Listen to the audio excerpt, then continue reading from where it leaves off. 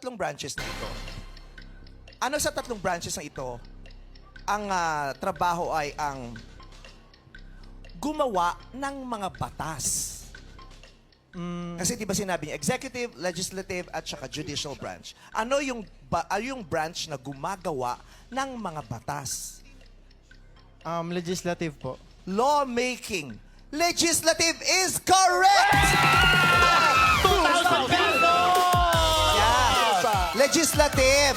Yan yung branch ng Kongreso at saka ng Senado, di ba? Ang trabaho talaga nila ay gumawa ng batas. Kaya dapat ang iboboto natin sa Kongreso at Senado ay yung gagawa ng batas, yung may alam na gawing batas at may planong gumawa ng batas. Dahil ang Kongreso at Senado, ang ginagawa po niyan talaga ay gumagawa ng batas, hindi nagbibigay ng ayuda.